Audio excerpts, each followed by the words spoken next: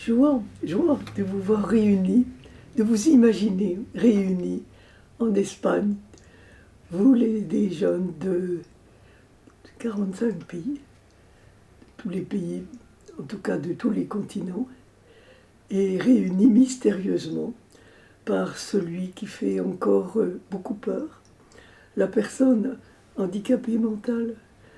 Oui, c'est vraiment un grand mystère que Foi et Lumière.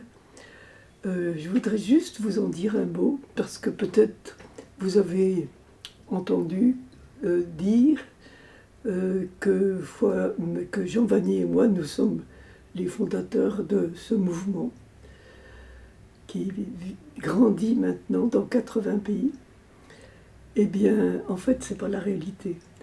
Jean Vanier et moi ne sommes pas du tout les fondateurs. On n'a jamais eu l'idée de créer un mouvement qui s'appellerait Foi et Lumière, de faire un planning. Non, ça nous a vraiment été donné par la main de Dieu, sans doute Dieu, qui ne supportait plus que ses enfants les plus petits, donc les plus chers à son cœur, ne soient pas accueillis. Or, ils n'étaient pas accueillis, en particulier à l'époque, il y a 50 ans, ils n'étaient pas accueillis dans la ville de Lourdes.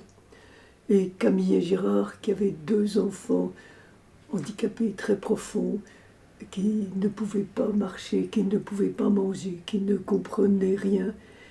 Camille ne savait même pas s'il la reconnaissait. Et ils ont voulu aller à Lourdes, les confier à la Vierge Marie. Et là, grosse épreuve, car on n'a pas voulu les accueillir. Au pèlerinage diocésain, on leur dit non, ils ne comprendront rien et ils vont gêner tous les autres pèlerins. Et quand ils sont allés à Lourdes, en dehors de toute démarche, dans les hôtels, on leur dit, en voyant leur enfant, ah, votre enfant, il faut que vous le conduisiez à l'hôpital, et puis vous revenez ici. Or, Camille et Gérard savaient bien que leur enfant n'a pas besoin d'un hôpital, mais uniquement de leur tendresse et de leur attention. Et le seul hôtel qui les ait accueillis leur a dit « Oui, on vous prend, mais à condition que vous preniez tous vos repas dans votre chambre. » Voilà. Et pendant 3 jours, ils ont entendu à Lourdes des gens qui disaient « Quand on a des enfants comme ça, on reste chez soi. » Ou bien pire encore, qui s'apitoyaient « Oh, vous avez vu ces pauvres gens, quel malheur !» Et ça leur était encore plus insupportable. Camille et Gérard nous ont raconté leur souffrance, leur révolte, leur désarroi quand ils sont revenus de Lourdes.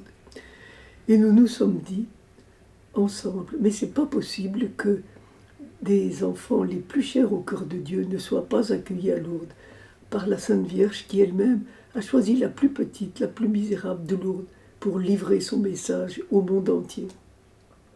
Alors, il y a une inspiration qui est venue, sûrement d'elle, de l'Esprit Saint, et qui était celle-ci. Nous allons faire un pèlerinage spécialement pour des personnes comme Loïc et Thaddée, pour montrer combien Dieu les aime et combien ils sont capables de répondre à cet amour de Dieu.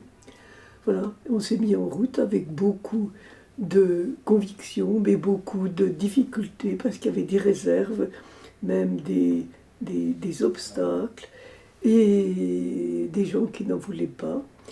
Et puis, finalement, oui, on nous disait, ça va être une trop grosse masse de souffrance, c'était insupportable. Et on se disait, oui, il ne faut pas que les familles aillent toutes seules à Lourdes, comme l'avaient été Camille et Gérard, Loïc et Thaddée. Il faut que chaque famille soit accompagnée par un ami. C'est pourquoi aujourd'hui vous êtes réunis là, des amis, avec eux, autour de la personne handicapée. Et on nous disait aussi, les parents vont demander le miracle des cœurs. Or, il n'y aura pas de miracle des cœurs, on n'en a jamais vu. De miracle, pardon, des intelligences. Et nous avons dit, oui, c'est vrai, il ne faut pas que les parents aient cette illusion. Et nous allons demander uniquement une seule chose, le miracle des cœurs. Que nos cœurs sachent découvrir que cet enfant, cet adulte, ce vieillard handicapé, handicapé parfois très profondément dans son corps et son intelligence, ne l'est absolument pas dans son cœur. Il ne demande qu'une seule chose, à être aimé, à pouvoir aimer et à être utile.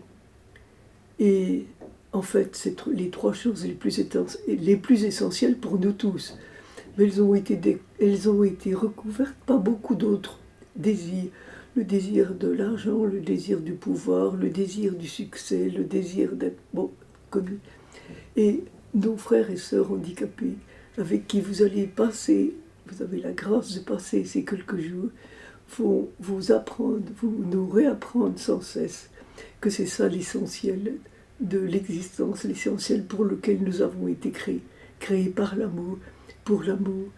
Et c'est le grand trésor de foi et lumière que nous sommes, qui s'est répandu relativement facilement, un peu partout, parce qu'il correspond vraiment au cri du cœur de la personne handicapée, de sa famille, et puis de nous, les amis, de redécouvrir que c'est ça l'essentiel pour lequel nous avons été créés de toute éternité. Aimer, être utile.